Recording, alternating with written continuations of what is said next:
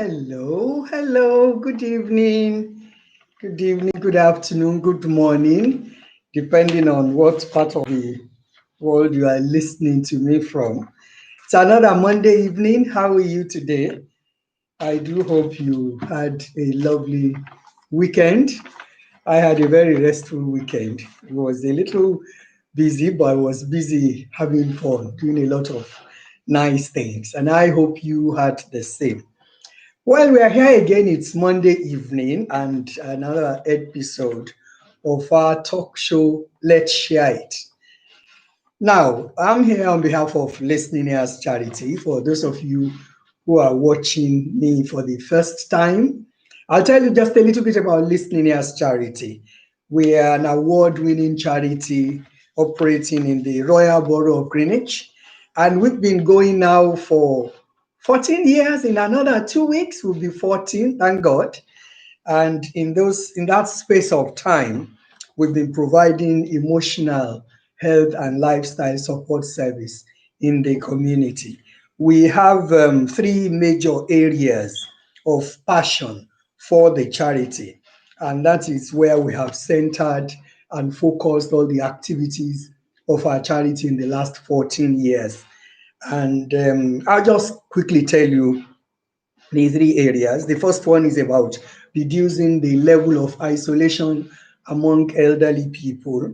And the second one is about supporting, empowering, and nurturing young girls on their journey to adolescence or to womanhood, if you like. And then, of course, the third area of our passion is about enlightening and empowering local members of our community to take small steps of change so that they can improve their health and their total well being.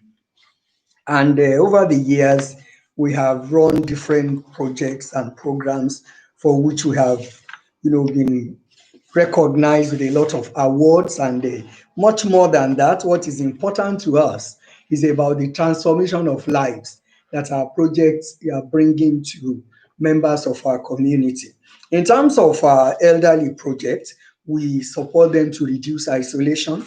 And what we did before the COVID is that we have two drop-in centers where they are free to come, one on Wednesdays, one on Fridays. They socialize, make friends, participate in some exercise. We have day outs to the seaside every year. And we just do lovely things to keep them, gainfully occupied and then give them an opportunity to make new friends. And of course, for our girls project, which is the Rosebud Center for Girls. Good evening. Thank you for tuning in. Yeah, Rosebud Center for Girls, where we support girls up to age 19. But basically, we are really at the moment, we focus on ages 9 to 16. And the vision is to give them that space where they can just be girls.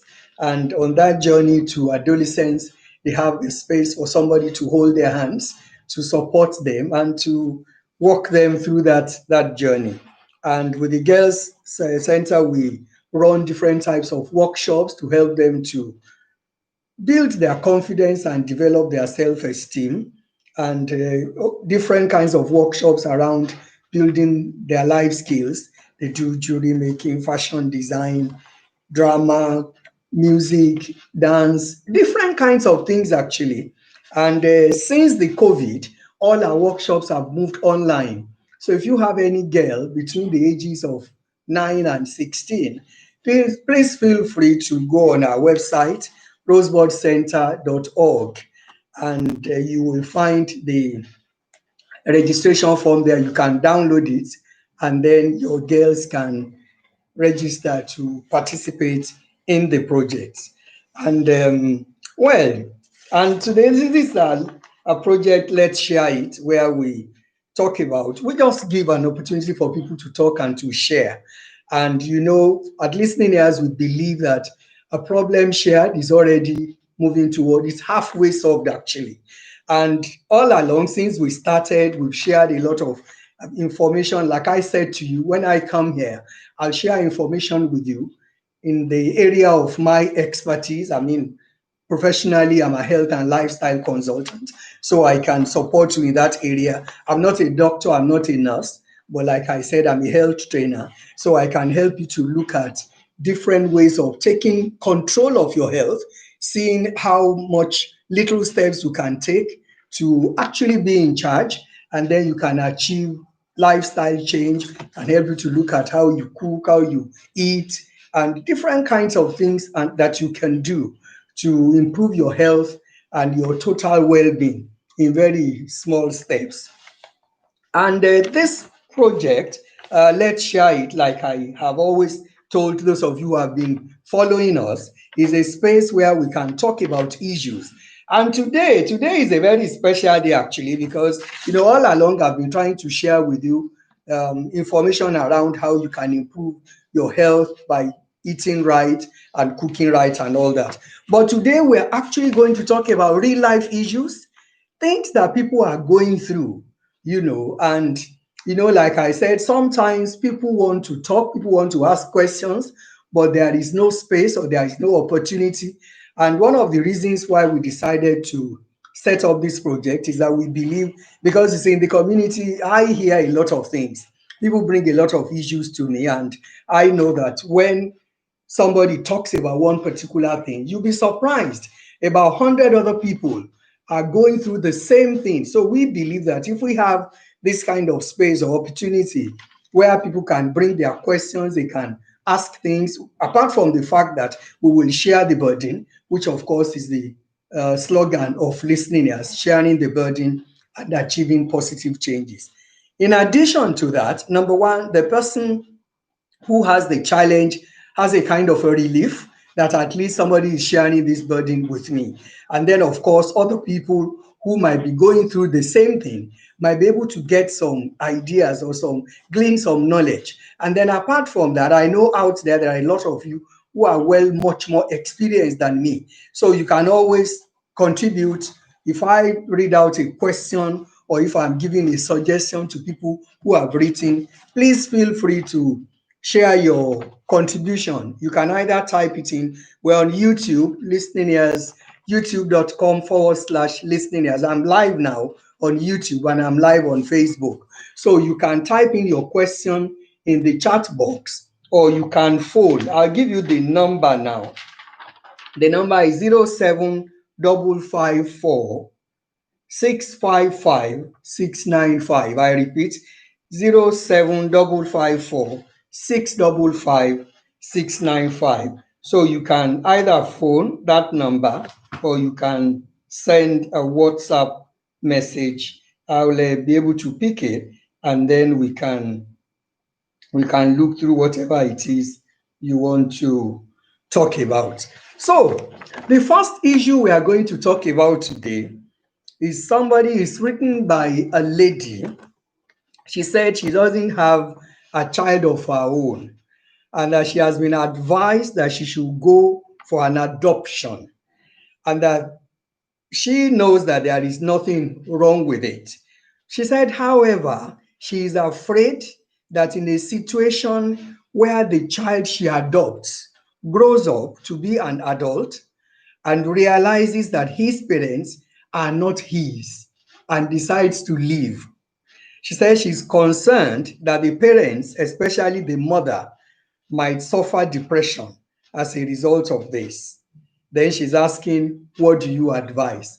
So that's a situation somebody is going through. For you listeners, anybody who has something to contribute to advise this particular listener, I greatly appreciate your contribution, particularly those who are in the field of adoption.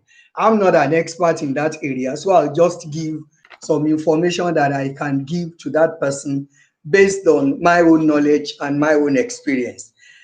Well, for me personally, I'm happy that the person who asked this question already said she doesn't see anything wrong in adoption. I share that view too. There is nothing, absolutely nothing wrong with adoption.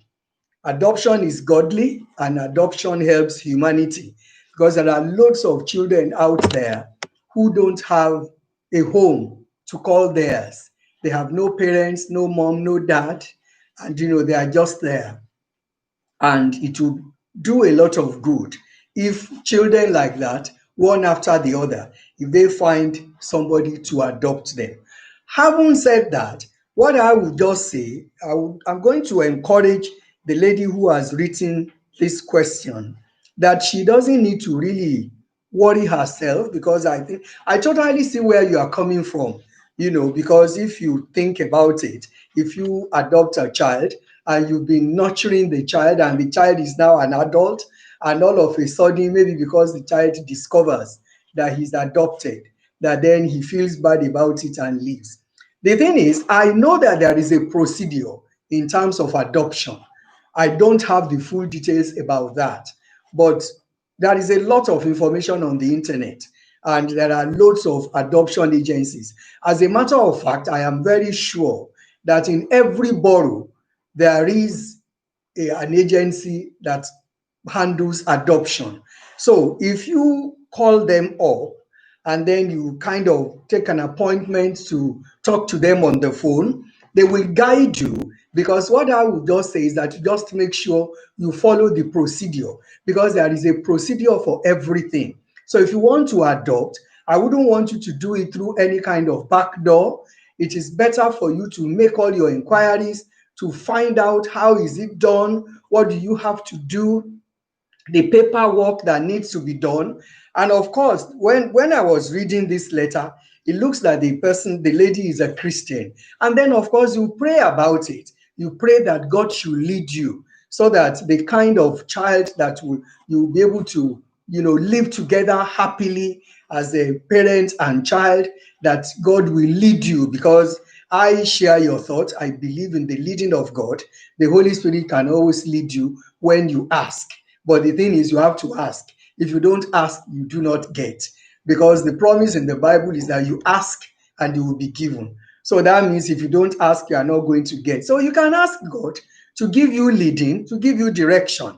And then, of course, but more than anything, more than praying, I believe so much in prayer. But what the Bible says we should do is prayer with works. So we will pray, but apart from praying, or in addition to praying, you need to find out, make investigations about what is the procedure. How do you go about adopting a child? What are the things that you need to consider? What is the criteria for adopting a child? And when you find out all this information, and then you sit down and you calculate it and check it out. For instance, if you are married, the lady didn't say in her letter whether she's married or she's single. You need to find out all this. If you are single, what is the implication if you want to go for an adoption? Or if you are married, what is the implication? I mean, there are lots of criteria that they are going to lay down for you. And as long as you understand them, in fact, I want to assume that part of the guidance that they will give you is when to tell such a child that the child is adopted, because I'm sure there will be procedures and regulations around all these things. So definitely, I am sure you will get support that you need. So that is what I'm going to say. Just ensure that the proper procedure is followed. And I want to believe you are not going to have any problem at all. I hope this satisfies the person who has written this question. Like I always tell you, we take your privacy very seriously, so we are not going to mention anybody's name. So if you have any issue you are going through, you can write to help@listeningears.org, or you write to listeningearsuk@gmail.com, and we will always keep your privacy. We are not going to mention anybody's name on this program, because we want to make sure we respect your privacy. So if there's anybody who has any advice for the listener who has written that question, please kindly either put your comments in the chat box, or put it in the YouTube channel, or on Facebook. Good evening. How are you, Richard? Yes. So if you have any advice for the listener that I've just read out her question, please feel free to contribute and put your contribution in the chat box. The next question, this writer says, ironically, this is also a lady. And this person who is asking this question says she has been married for 12 years and that she's blessed with a daughter. She didn't say how old is the daughter. Then she said her husband is in another relationship with a strange woman. Oh my goodness. And she said the strange woman already has two sons for her husband. That's a serious one. She now continues and says the husband has started to behave nastily to her. She said the husband runs her down verbally and complains about everything that she does.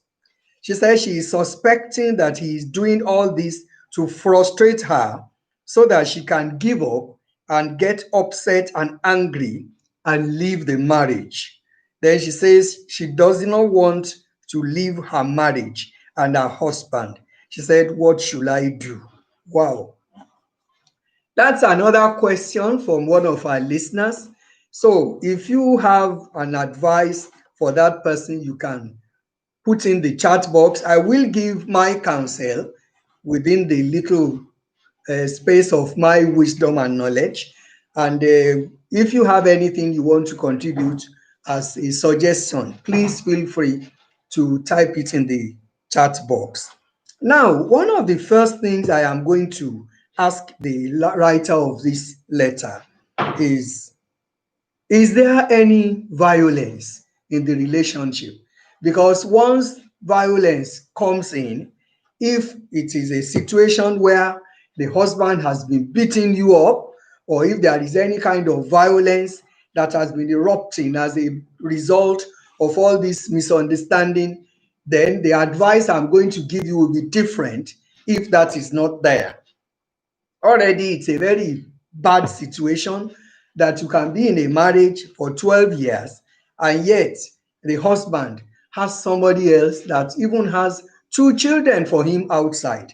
There are quite a number of questions that I would have loved to ask if I can physically see the person who has written this. For instance, I don't understand, does the is the husband was the husband in that relationship before you married him, or did he get into the relationship after the two of you are already married? Those are questions that need to be answered, you see, because sometimes when there are issues, it is so important to be able to look at different angles to that question so that one is not going to give a kind of a vague answer or an answer that is not going to be helpful. So that's some of the questions I would have loved to know. But you see, even without you giving me answers to those questions, there are a few things I'll just give you today as an advice. And the first one is that definitely once there is no violence, as you have rightly said here, you said you don't want to leave your marriage and you don't want to leave your husband. I wouldn't advise you also to leave your marriage or leave your husband. However, if there is a danger to your life, if there is violence in the relationship, if the man is beating you up or the two of you are beating up each other and there is all sorts of violence, in which case nobody can tell what may happen any day. If that is the situation, then the advice I'm going to give you is going to be completely different. So I'll greatly appreciate it if this writer, if you can write again and give me answers to some of the questions that I have asked you. But having said that, like I said today, I'm still going to be able to give you some advice on what you can do. Then another thing I want to find out is what is your level of financial stability? Because you see, that's one of the key reasons. I'm not a woman leader, but you see, I always believe that it is not only sensible but respectable for every woman to be able to be financially stable to some extent. Because, and I say this without disrespect, I say this respectfully. There are some women who feel once they are married, the husband has to do everything in the house. Well, if your husband is rich enough to do all that for you, that's fine. But for me, I still think it gives you some kind of a respectability for you to be able to at least contribute something into the home so that all the financial responsibility does not have to rest on the head of your husband. And aside that, anything can happen. Okay, look at this particular situation of this lady. Although I don't know whether the husband already had this other woman before he married her, because she didn't tell me in this letter. But the only thing I know is that is very clear is that there are two women here now. Now, if for whatever reason, if the husband succeeds to kick her out at the end of the day, because from what she has written here, it is like the husband is trying indirectly to find a way of frustrating her and getting her out of that marriage, but not wanting to physically kick her out. So he's kind of trying to indirectly send her out, if that makes sense, But then he wants to make sure he just frustrates her so that she can decide on her own that, you know what, I've had enough, I'm going, so that the husband can be able to say, well, she chose to leave. I didn't tell her to leave. Anyway, if that is the case, we know your tricks. But then, like I said, if you can answer all those questions, because if you are financially stable, because that is very crucial, because if for whatever reason you have to, at the end of the day, if for whatever reason, if he succeeds in kicking you out, because I'm concerned for your survival and the survival of your child, because you said you have a 12-year-old daughter. You have to look after that daughter. Because for me personally, and I say this without disrespect, I don't believe that a man who is behaving like this, I don't believe that he has any integrity.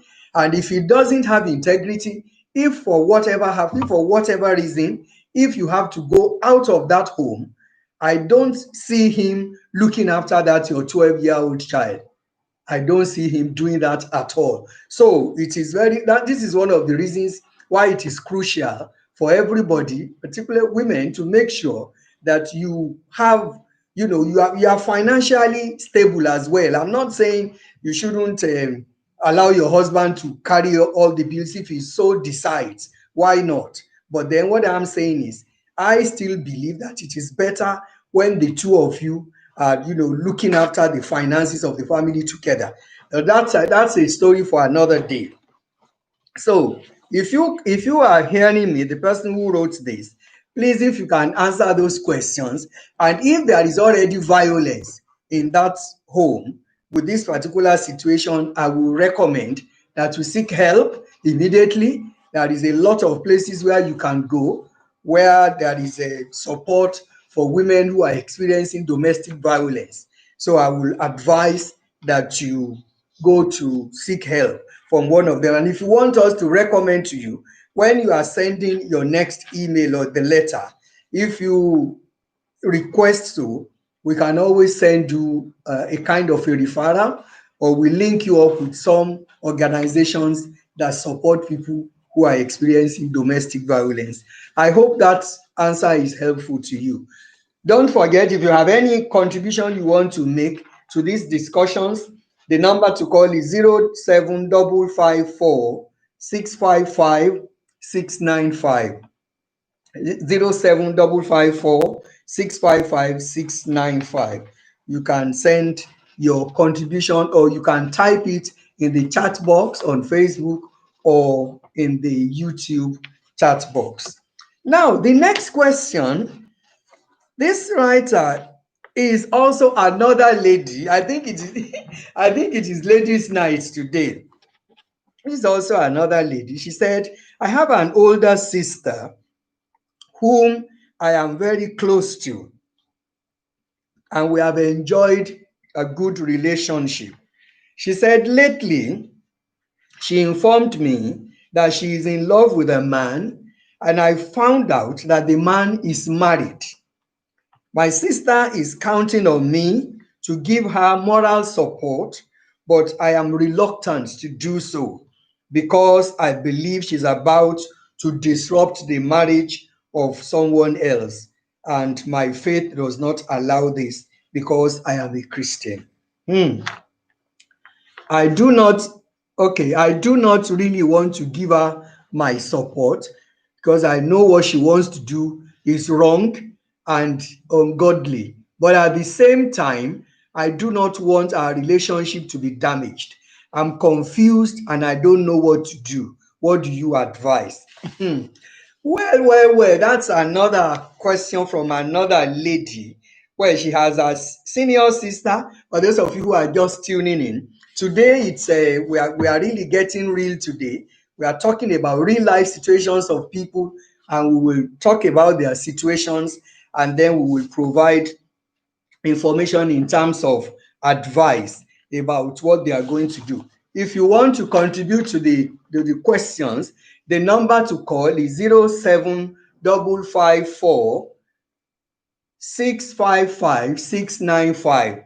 The number to call 07554 655 695 if you want to contribute to the questions. Now, the next person who has written this letter says she has an older sister. Obviously, from what she has written here, I can see that they are very close. She's very close to her sister. But then the sister now wants to marry somebody.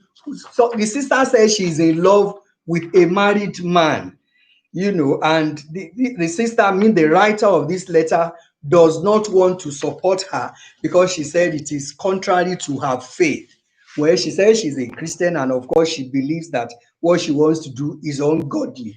But she loves her sister, and they've been together for a long time and they've enjoyed a good relationship. She doesn't want to upset her sister. At the same time, she doesn't want to upset God because she doesn't want to encourage her to do something that is ungodly. Now, your sister is attempting to marry a man who is already married. So, which means she's going to break another woman's home. So, I want to congratulate you for standing on your faith to decide that you do not want to encourage her to do something that is not right and that is ungodly. I really congratulate you there because it is good for you to obey God rather than to obey man and disobey God. So that is a good step you have taken there. Now, what I will advise, because of the relationship you have enjoyed with your sister, I am not going to encourage you to fight her, but you see, you are going to deal with this situation with a lot of wisdom because you see, you love your sister, but you don't like what she is about to do, and she's waiting on your support. So, what I will advise that you do is to sit your sister down. You will find the appropriate atmosphere, appropriate timing. I'm happy you said you are a Christian. So you can always ask God to give you grace and give you utterance when you want to speak with your sister. So you call your sister down and you sit her down and you have a heart to heart discussion with her. You will tell her how much you love her, how much you respect her, because from this letter, I think you said she's your senior sister. Yes. So you will sit her down and respectfully let her know where you stand, particularly because your sister knows you are a Christian and she knows that you will not want to do whatever God is not going to approve. So I don't know whether your sister also is a Christian. You did not tell me that in your letter. Yeah. So it would be nice if you call her to a meeting, a little meeting, and explain to her how you feel. Explain to her how much you really love her. Explain to her how much you want to support her. But let her understand that in this kind of circumstance, you are trying to put yourself in the shoes of the other woman who is the man's wife, and then let her understand that as far as you are concerned, you believe she's going to break another woman's home, which you believe God is not going to approve of.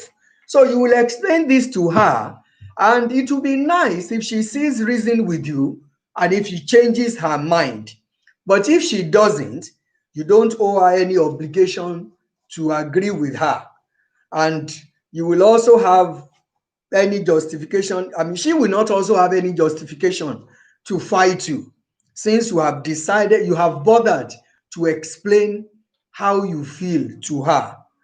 That's why I said you need a lot of wisdom, because if you are not careful when you are explaining your stand to her, she might take it wrongly. So you have to use a lot of wisdom here. Thank God you said you are a Christian. So I want to believe that God is going to give you the wisdom that you are going to need to be able to talk to her. And I want to believe with you as well that God will prepare her mind and that she will listen and she will see reason with you, and then she will change her mind and trust God for her own husband, because she doesn't need to snatch somebody else's husband.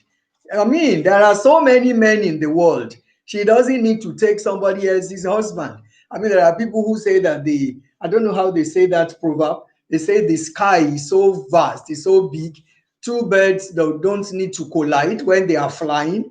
So she doesn't need to take somebody else's husband. But then you cannot tell her like that.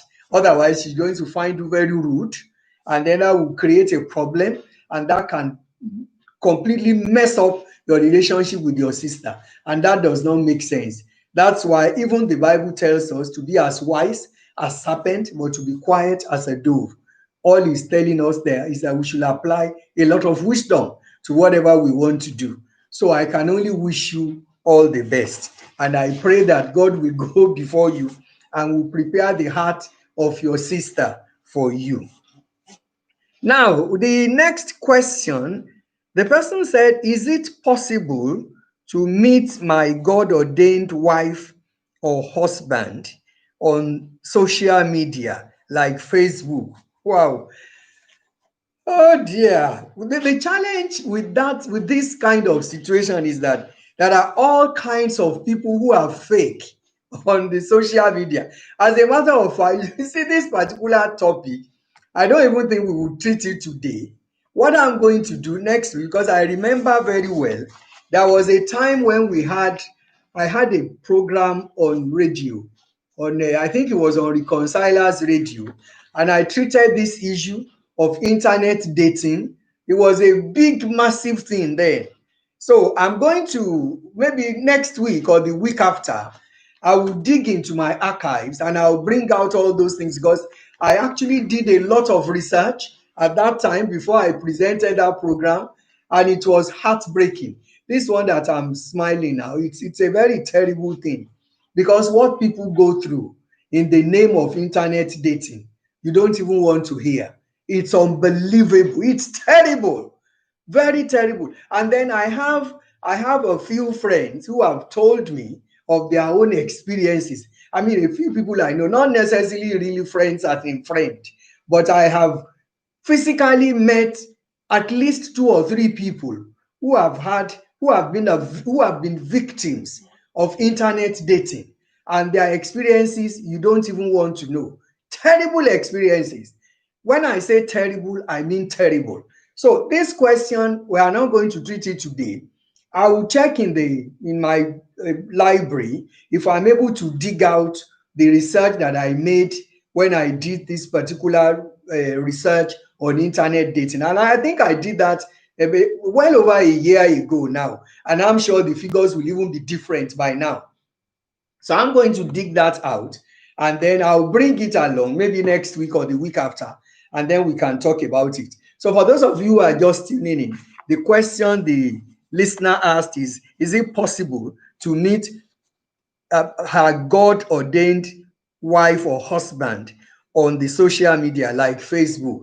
I want to believe the person, from the language of this letter, the person is a Christian. The only thing I will say to the person now, even before I bring all the results of my research, is that because of the language, because of the way this question has been framed, I am believing and I'm assuming that the person who wrote it is a Christian. So if you are a Christian, for me, because if she said, is it possible to meet my God ordained, to meet one's God ordained husband or wife? And so that means he or she believes that God actually ordains a partner for people.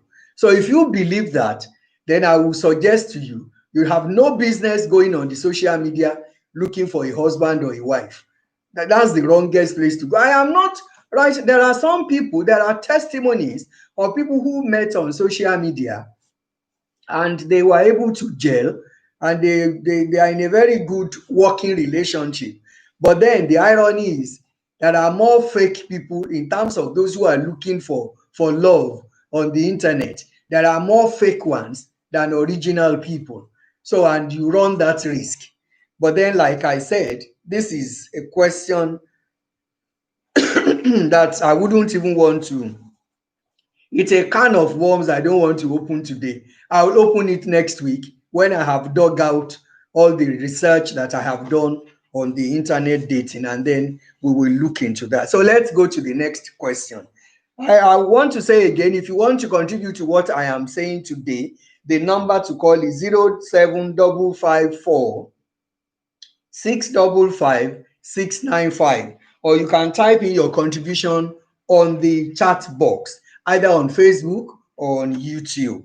The next question says, I believe in water therapy, but I do not know how I will manage this if I am fasting. I want to believe this person, maybe he or she must have listened to one of the episodes where I spoke about fasting and all that. Well, firstly, I would like to say that when we fast, it is not punishment. We just decided to discipline our body, maybe spiritually. Maybe you want to discipline your body because you want to shed some unnecessary weight or other reasons. But then, when and if you fast, drinking water does not break your fast. I mean, if anything, what water does is that it hydrates your body, and your body and your internal organ need plenty of water to function. So it is very crucial. In fact, if anything, when you are fasting is when you should drink more water so that you stay hydrated. So if I hope this answers your question, because if you are some people, and then again, the other thing I'm going to say in terms of fasting, you see, more than anything, fasting is about our mindset, because what fasting is that we are just kind of trying to discipline ourselves. If we are fasting spiritually, for instance, if you are a Christian and you are fasting, you are not punishing yourself, because there are some people, you fast so that maybe you want to deny yourself, deprive yourself, and use that time to pray, to seek God's face. And then each time you feel your hunger, that's when you know that you need to actually pray. Because a lot of times, some people even say they are fasting, and what they are doing is they are just on hunger strike, because they are not eating, but then they are not praying, they are not doing anything. So the same way, if you find, I have heard before somebody someday, I don't remember where I even had that from. Somebody was saying, oh, I think she said she was fasting. And she now said, oh, she forgot and she drank water, or she forgot and she tasted, maybe she said she tasted the soup she was cooking for the children or something like that. And then she was panicking that, oh, maybe she has broken the fast and all that. It's about this mindset, basically. But see, please, if you are fasting, please make sure you drink water, because you have to stay hydrated. Thank you. I hope that answers your question. And the next question says, I'm a single mom and in a relationship with a man who is widowed. He said the man already has 2 children from his late wife, and I have introduced him to my mom. She said, what I find frustrating is that he has not introduced me to any member of his family, and I'm not even sure if he has any plans for marriage or if he's just playing games. What do you advise? Hmm. Well, today it's interesting. Today is just ladies who have been writing in today. Anyway, that's fine. It doesn't really matter. But then this is the question. The lady who has written in said she's in a relationship with a man who is already widowed, but he already has 2 children from his late wife, and that she has introduced him to her mom, but that she said she's now feeling frustrated because the guy has not introduced her to any member of his own family, and that she's not even sure if the guy has any plans for marriage or if he's just playing games. She now says, what would you advise? Well, like I said with the last question, Sometimes when people ask questions, there are quite a number of things that one needs to know to be able to give you full beneficial answer and a full objective answer. Because if other areas of issues are not known, it might be a little difficult, because I don't want to give you a one-sided view. I don't want to see a one-side view and then give you an advice. So for instance, for this particular question, it will be interesting to, or it will be helpful to know how long ago did the man lose his wife? How many years ago? Because if he has just lost the wife, if for instance it's only a year ago that he lost the wife, he may be, so many things may be happening. Number one, he may still kind of be grieving quietly. That is one. That is a possibility. Another possibility is depending on uh, who his relations are. He might be thinking, they might feel, oh, in only 1 year, you already are bringing in another lady. Have you been planning that before your wife died? Particularly because of the family of his late wife. Because you see, even if his own family do not complain, the members of the family of the late wife may be giving him horrors, particularly because he has children. I mean, the late wife had children. Let me see if she said he had children. Yes, she said he already has two children from his late wife. The reason why I'm cross-checking that is because he has children from his late wife. So definitely there will be ongoing relationship between his late wife's family and himself. So he needs to be very careful. So for the lady who has written this letter, you will need to exercise a lot of patience, and there are quite a number of things that I will need to know to be able to give you objective advice. Number one, I want to know how long the man lost his wife. If it is just about a year ago, those are the possibilities of what is happening that I have said. I'm not sure that is the case, and I didn't say conclusively that is the case, but that is the possibility. If it is only 1 year ago or less than a year, it might be a little difficult for him, in which case we need to be patient with him. That is number one. Then number two, which is very, very crucial, is dialogue. You have to engage in discussion with him instead of making assumptions. Because you see, if you make assumptions, your assumptions may be wrong. So you are better off if you call him, if you sit him down and then you ask him questions. I mean, there are always ways you can always discuss about these things. So it is important for you to discuss with him. You understand what I'm saying? So I think it is better if you have a discussion with him and understand where he's coming from and be able to know why is it. I mean, from the way he's answering you, you two just need to be smart. Because once you are smart and you are intelligent about it, you'll be able to put two and two together, and you'll be able to know whether he's lying to you, or whether he's playing games, or whether he's serious, whether he wants to marry you, or whether it is some hindrance.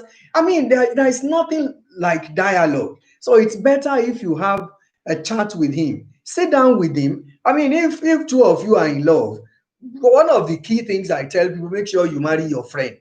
Because if the two of you are in love with each other, there is no reason why you shouldn't be able to dialogue. There is no reason why you shouldn't be able to discuss freely. There is no reason why you shouldn't be able to ask him questions and he will answer you. Because if you are asking him questions and he doesn't want to answer, that's a signal for you. That is a no-no. And one of the things I need to quickly put in here, and I say this without any kind of disrespect, is that the fact that you are a single mom, because I think she said she's also a single mom. Let me check. Yes, she says she's a single mom. If you are a single mom, that doesn't make you any less than, because sometimes I have, and I'm talking from experience. You see, because of the kind of work I do, I meet a lot of people who talk to me, who bring their issues to me, who I need to work with. Some of them I need to give counsel. Some I just work with them to advise them or to mentor them. There are quite a lot of people who think because they have made a mistake, sometimes it reduces them or makes them less than. Let me reassure you today, my dear lady, the fact that you are a single mother does not make you less than. And it doesn't mean you should settle for rubbish. Because if you speak to this guy, if the guy is not ready to discuss with you, if he is not ready to be open with you, there is no point, because you don't need to force yourself on him. Because if you force yourself on him, maybe because you feel, oh, if he goes away now, maybe you are not going to get somebody else, then you will have yourself to blame, because it doesn't make any sense. If you force yourself on him, if he's not really interested, and then you just keep pushing on, it doesn't make any sense at all. So, like I said, dialogue, dialogue, dialogue. If you are in a relationship with somebody and you cannot dialogue, in fact, that is the only indication you need that that relationship is not worth it. You need to put an end to it, because you should be able to sit down together and should be able to dialogue. You should be able to tell you shouldn't be hiding anything from each other. If you are actually in a relationship that is going somewhere, you shouldn't be hiding anything from each other. You should be free to ask him questions, and he should be free to ask you questions, and then the two of you can discuss, and then you can get to the bottom of it. So that is when you'll be able to understand the reason why he hasn't introduced you to members of his family, or he might even feel he still needs a little more time to know you better. You don't need to hurry him or push him or do anything. Otherwise, he will even be thinking that you are desperate. And the moment you behave as if you are desperate, that's how he's going to receive you. My father used to say, God bless his memory. My father used to say, when ladies are pushy like that, they make themselves cheap commodity. So don't make yourself a cheap commodity to him. Let's sit down with him, discuss with him, find out. You didn't even tell me when he lost his wife. Because if we know that, if it is still fresh, I can even almost conclude that maybe the guy is just trying to take his time so that other people will not start wondering what is wrong. Has he actually been doing some pranks before even his wife died? And people will be justified to say that. So if you can make all those inquiries and write in another letter so that we can take it from there. Otherwise, the advice I have given you, try and sit down with him and kind of have a dialogue with him. And I think you should be able to solve, because I don't really see it as a problem at all. It's a very simple matter that can be sorted just within a discussion. So let's move on. Now, if there is anybody who wants to make any contribution, the number to call 07554 655 695, or you type in your question or your contribution in the chat box, either on Facebook or on YouTube. Now, the next question, this person says, I teach in a private school and I've been there for 1 year. The owner of the school has offered me an opportunity to partner with him so that we can manage the school together. His conditions is that I'll be entitled to 1/3 of the profit as my share on an annual basis. I don't know whether it is advisable to go into this partnership or not. The first thing I'm going to say to this person, this writer, is partnership in itself is not a problem. There is nothing wrong with partnership. However, it is very crucial to check out what are the terms and conditions that are attached to that partnership. That's point number one.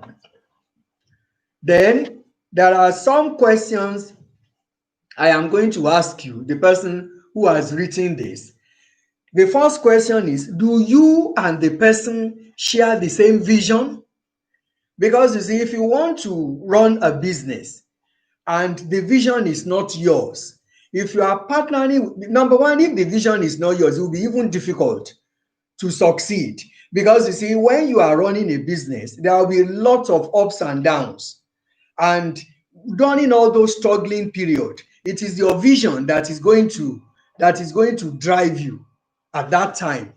It's your vision that will drive you. So if you don't have a vision, it might be difficult for you to keep going when things are tough.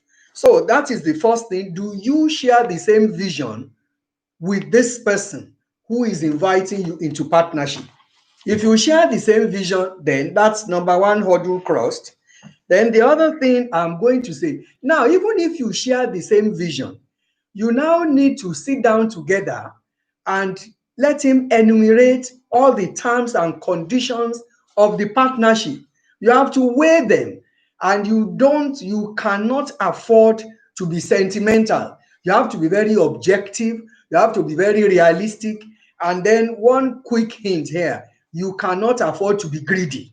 Because if you are greedy, if you let whatever money is dangling in front of you, if you let that be your determinant factor of whether you are going to go into partnership with him or not, you may be landing yourself in hot water. So it is so crucial. In fact, the money aspect is the last thing that you should be thinking about. So, number one, like I said, you need to check out if you share the same vision.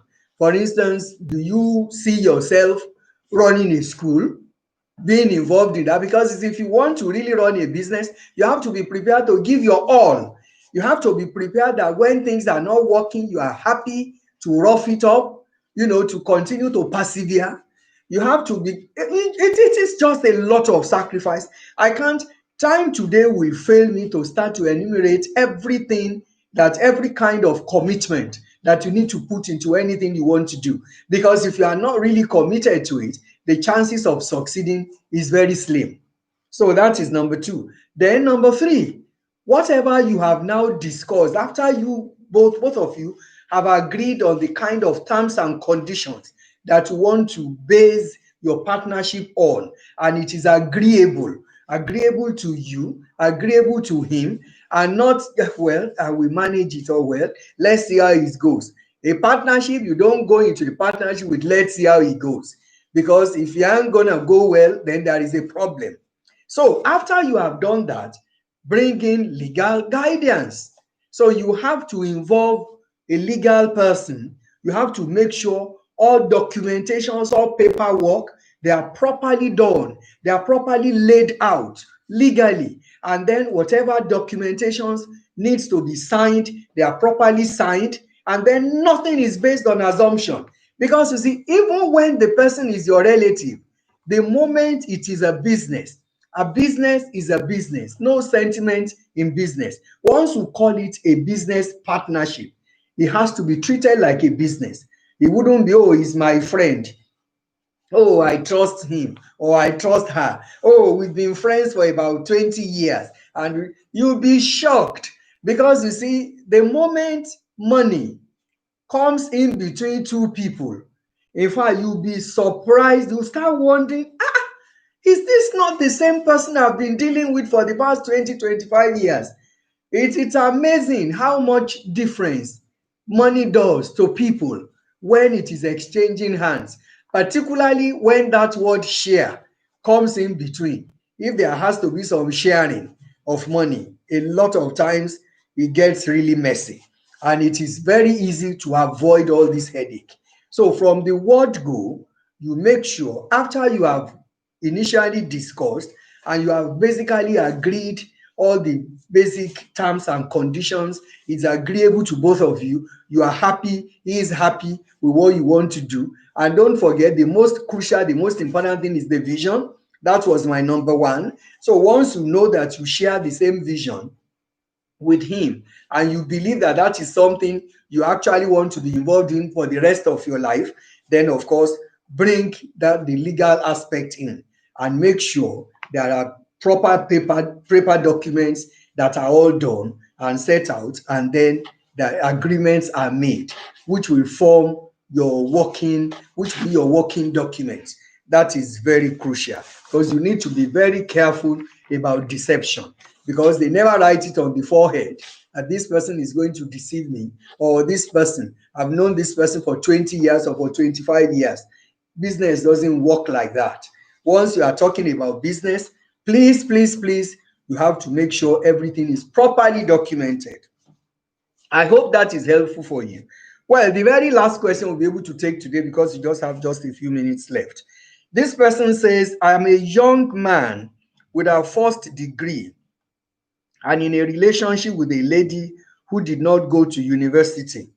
She, however, has done some training in fashion designing, but I'm not sure if the difference in our qualifications will negatively affect us if I go ahead and marry her. What should I do?